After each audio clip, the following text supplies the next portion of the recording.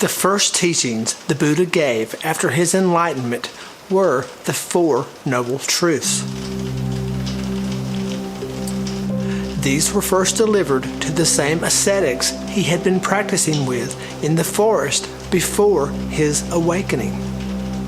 This giving of the truths is often referred to as the setting in motion of the wheel of Dharma. The term wheel is used because the Buddhist teachings explain the cycle or circle of existence.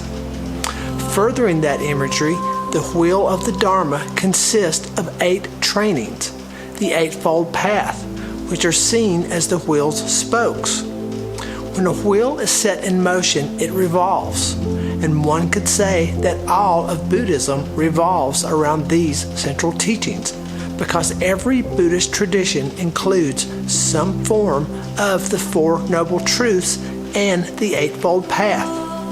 So with this turning of the wheel, the Buddha started a revolution that continues on to this day with his timeless teachings. The first truth. The Buddha taught that life by its very nature is unsatisfactory, that some level of difficulty exists for all unenlightened beings in creation. We face sickness, old age, and death.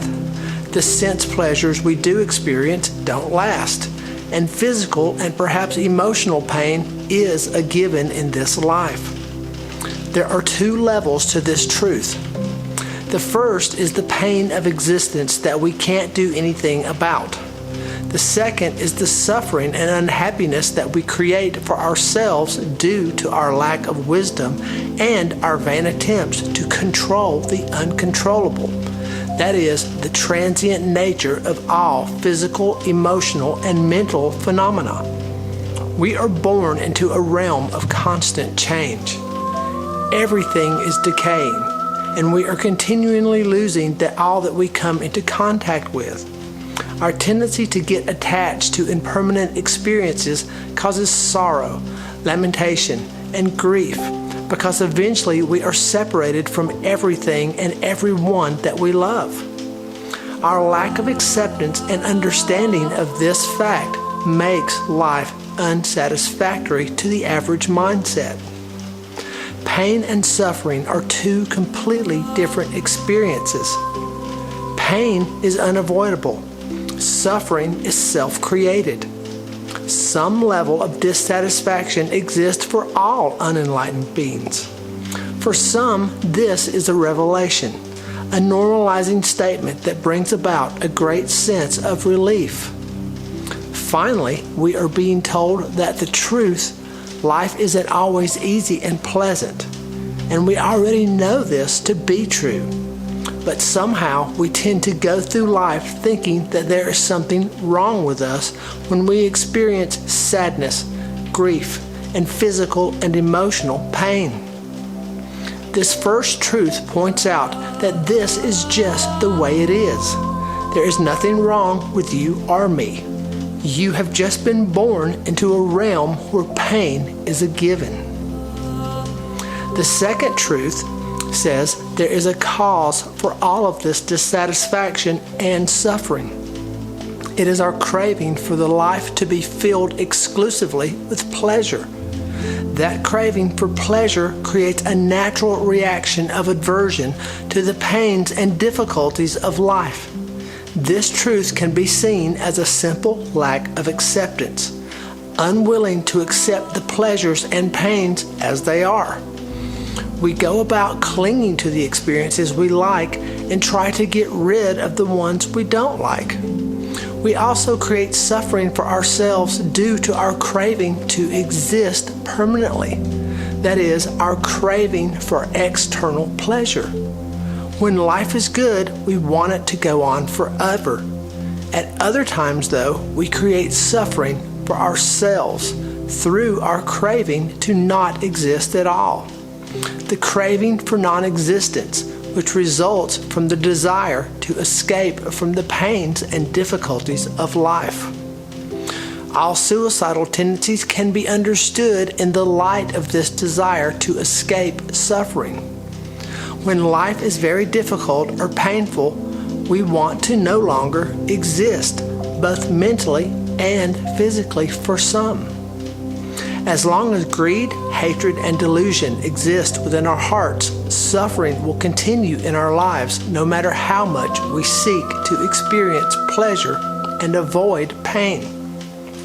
Craving is the problem. Desires are natural, but craving, which is painful in the extreme aspect of desire.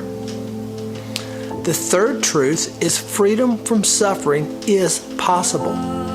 There is a way to relate to all experience that is in harmony with the reality of constant change and ultimately in personal nature of all things. When greed, hatred, and delusion are destroyed, a state of peace and happiness is all that can remain. This is the state of freedom from suffering, referred to as nirvana, which basically means cessation. The Buddha experienced it, and if he could do it through his own efforts, then each of us can do the same. This is what he taught, and this is what he believed.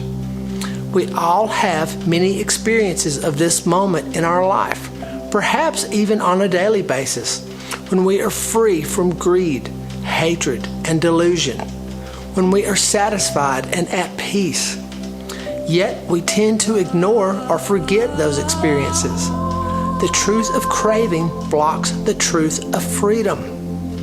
The path of rebellion, the Buddha's path, which I like to refer to, will bring us to a more consistent state of freedom.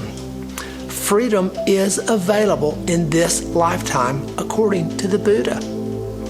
The fourth truth, and the final, is the noble truth, is the Buddha's prescription for the end of suffering. This is a set of principles called the eightfold path. The eightfold path is also called the middle way. It avoids both indulgence and severe asceticism, neither of which the Buddha had found helpful in his search for enlightenment. The path to freedom consists of 8 factors, often called the Noble Eightfold Path. These 8 important areas of comprehension and practice are important to anyone wanting to understand the nature of life, Buddhism, and the path to understanding and freedom. In next week's talk, we will take a look at the Noble Eightfold Path in much more detail. If you enjoy these talks, please drop me a comment below if any of this is helping you with your knowledge and our practice of Buddhism. Please hit the subscribe button to catch future episodes, and don't forget to turn on the notifications so you know when a new episode is released. I would like to thank each of you for your commentary and your support and your encouragement and sharing with me. As always, peace and love, Jim.